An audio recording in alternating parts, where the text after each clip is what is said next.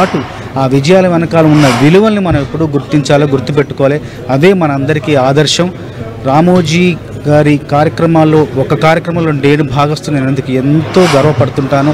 ఆయన చూపించిన దారిలో ఆయన ఆదర్శంగా తీసుకొని, ఆయన స్ఫూర్తిగా ప్రేరణగా తీసుకొని మరెంతో మంది ముందుకెళ్లాలని, ఆయన తెలుగు భాష ఆత్మవిశ్వాసానికి ప్రతీక అని, ఆత్మవిశ్వాస పతాకాన్ని ప్రపంచవ్యాప్తంగా ఎగరేసిన గొప్ప ధీరుడని చెప్పేసి మనస్ఫూర్తిగా తెలియచేసుకుంటూ, ఆయన సంస్థలో ఒక భాగస్వామిని అయినందుకు ఎంతో గర్వపడుతున్నాను. ఆయన చూపించిన దారిలో ఆయన విలువలను ఒక కిరీటంలా భావిస్తూ, కిరీటంలా ధరిస్తూ నేను ముందుకెళ్తానని మనస్ఫూర్తిగా విలువ చేసుకుంటున్నాను.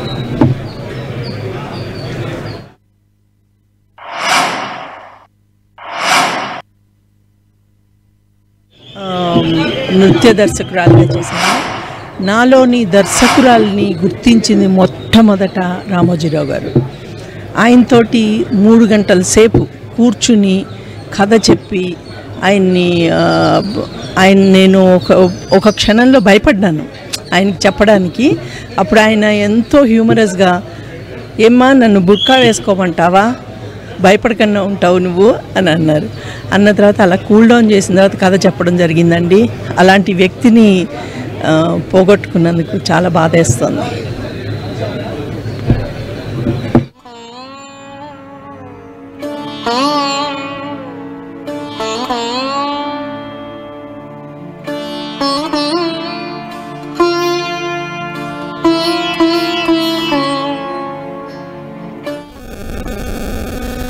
రామోజీరావు పార్థివ దేహానికి నివాళులు అర్పించడానికి చంద్రబాబు నాయుడు, పవన్ కళ్యాణ్ బయలుదేరినట్టుగా తెలుస్తుంది. కాసేపట్లో వాళ్ళు ఫిలిం సిటీకి చేరుకోనున్నారు. సినీ రాజకీయ ప్రముఖులు అంటే ఇరు రాష్ట్రాలకు సంబంధించి వివిధ రంగాలకు సంబంధించిన ప్రముఖులు అక్కడికి వెళ్ళి నివాళులు అర్పిస్తున్నారు.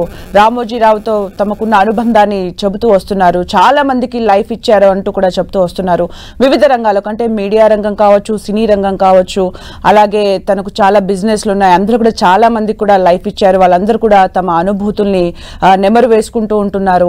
ఒక మీడియా మొఘల్ ఇక లేరు అనేది జీర్ణించుకోలేకపోతున్నామంటూ కూడా చాలా మంది చెప్తున్నారు. సమకాలీన రాజకీయాలను ఇన్ఫ్లుయెన్స్ చేసే మీడియా సంస్థలు నడిపించిన ఒక మీడియా లెజెండ్ ఇక లేరు అనే దానికైతే అందరూ నివాళులు అర్పిస్తున్నారు. అంటే మీడియా రంగం అనే కాదు, సినీ ఇండస్ట్రీకి సంబంధించి కూడా చాలా మందికి లైఫ్ ఇచ్చారు. కొత్త డైరెక్టర్స్ని ఎంకరేజ్ చేశారు. కోల్పోవడం నిజంగా మన అందరూ చాలా బాధాకరంగా ఉంది. అంటే నాకు రామోజీరావు గారు చాలా ఇన్స్పిరేషన్ నా లైఫ్కి. నేను చిన్నప్పటి నుంచి నాకు ఒక తెలిసిన దగ్గర నుంచి నేను ఈనాడు పేపర్ కోసమే వెయిట్ చేసేవాడిని. ఈరోజు కూడా ఎక్కడైనా వేరే కంట్రీ ఎక్కడికైనా వెళ్ళినా కూడా ఈనాడు పేపర్ని నెట్లో చదవకుంది ఆ రోజు డే స్టార్ట్ అవ్వదు. అలాంటి నా జీవితంలో ఈనాడుతోటి చాలా అనుబంధం ఉంది. అంటే ఒక వ్యక్తిగా నేను చాలా నేర్చుకున్నా. అలాంటి ఒక లెజెండ్ ఆయన రామోజీరావు గారు. ఆయన పేపర్ ద్వారానే కాదు, సినిమాల ద్వారా కూడా ఒక మంచి సినిమాలు తీసి ఒక ప్రతిఘటన, మౌన పోరాటం లాంటి ఒక పీపుల్స్ ఎన్కౌంటర్ లాంటి ఒక మంచి సినిమాలు తీసి, అలానే ఒక film city, Ramoji film city, ప్రపంచంలోని తెలుగు వాళ్ళు గర్వపడే అంత మంచి ఫిలిం సిటీని చేశారు, కట్టించారు. ఆయన మన మధ్య లేకపోయినా ఆయన ఈనాడు పేపర్ ఉన్నన్ని రోజులు, అలానే ఫిలిం సిటీ ఉన్న రోజులు మన జ్ఞాపకాల్లో ఆయన ఎప్పుడూ ఉంటారు. వాళ్ళ కుటుంబ సభ్యులకి నా ప్రగాఢ సానుభూతి తెలియజేస్తున్నాను. రామోజీరావు గారి పవిత్ర ఆత్మ శాంతి కోరాలని మనస్ఫూర్తిగా కోరుకుంటున్నాను. Thank you.